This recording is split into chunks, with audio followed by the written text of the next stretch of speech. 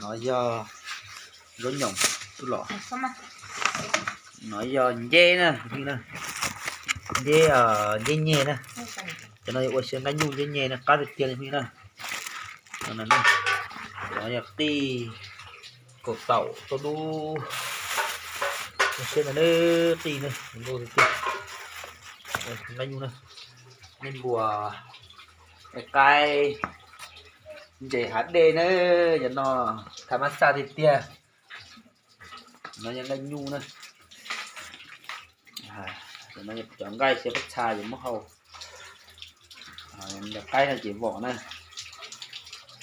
nó nganh bùa nó là mua cái là nhu dễ bàn nhu thật ra như nó như cơ thật ra nó chi luôn rồi chiêu thiên vị tà đây cho ta để lo nữa mình dê nó có những ta tọt lại nó của họ những ngay cho nó nhìn trí nó nhiều đồng này như như trong nhìn trí nữa nhưng mà việc trên này bác sĩ nói chỉ như tôi là cũng nói đó để nhắc đến tôi cũng chụp tao rồi và bắt chân ngạc cụ hồi thu là thia cho nó cuộc sai thia chủ lú ta tọt không ai nữa cũng như thế ta tọt ngay nó cho ngay nhu nó thì lại nó chứ lò đuôi sâu chó dê nào đây đi bay pon là dùng cô được chơi dê nó dê nhẹ cá thì tiền nó chẳng dê nó cũng cái bây giờ cũng nhận nó chập lời chẳng dê nó dùng cô được tiền không gì tao đu nó đây cột tàu được thia cột tàu nó cái cột tàu nó thia chẳng dê nó thì rồi cho là tàu nó chẳng ngay như hình trí nó đây nó như hình trí nó thì tức là tàu đâu rối nhung của nó thì nó cũng non rồi rối nhung chơi dùng cái mình này rối nhung cũng chỉ cá kia theo xin nói mình ta chỉ tôi còn cũng đây tôi muốn nó đối giải nè tiền em bạch xe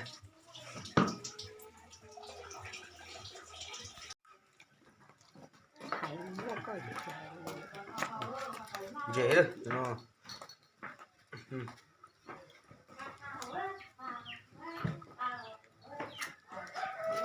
về tôi dùng được cặp dữ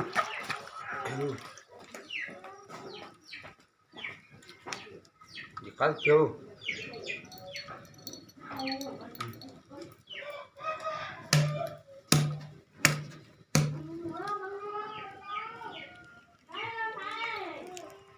con nó mơn thì mặt to thì nó mơn thì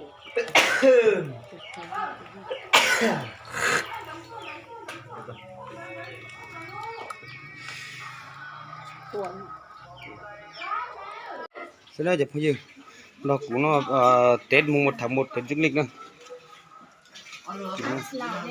đây này tôm mò rốt sư rốt nhung này rốt ba cay này đây này gai nhung này chấm kia đó nó cái nó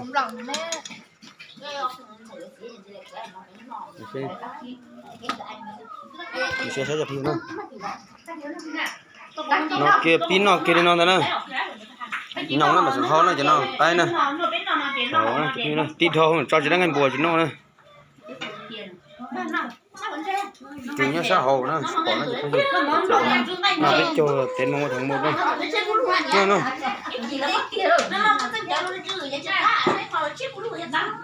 này chụp hình nó chơi nó nè hay nữa một tê nữa tê nữa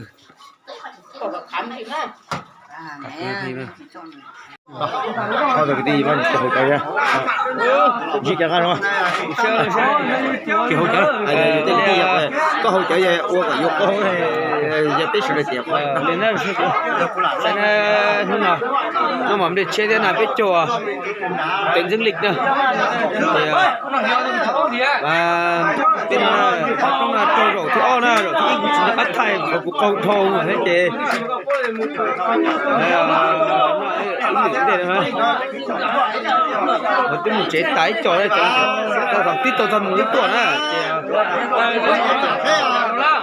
vừa thầm một chế mà tôi mất một xin lỗi mọi người ạ. Hôm nay là vừa là dự bữa cơm lúa muối Một thứ hai đó là Tết dương lịch, 1/1 ăn Tết dương lịch nhá. Và mời tất cả các bạn ăn cùng với mình ở đây. Ăn với nhà mình nhá, với gia đình nhỏ cho mình nhá. Ăn Tết dương lịch cùng với gia đình nhỏ nhá. Mời tất cả mọi người, mọi người nhá. Đây là thịt gà cỏ nhá. Lẩu cua nhá. Đây là bò sầu với giá đảo và nấm nhá. Đây là canh bò, canh xương bò. Bên trên là canh bí đỏ. Bên này là đây là bìa cá nhá, cá nhỏ với ống tế nhá. Đây là thịt nhím nhá, con nhím nhá. Mời tất cả nhá. Có được như thứ mời tất cả ăn nha. Về nhà nhá các bạn ạ. Bên này cũng chỉ ăn thôi. Thật thì cũng nhiều. Này nhà rôn có anh bùa. Tôi chưa nói. Tốt đà. Tôi xin gọi cho đồng sống đấy còn gì. Cái nhớ của tranh còn đấy. Cái là nó ta. Tôi nó gọi là giàn không nó sống đấy tu à. Anh nhủ. Sẽ tan sẽ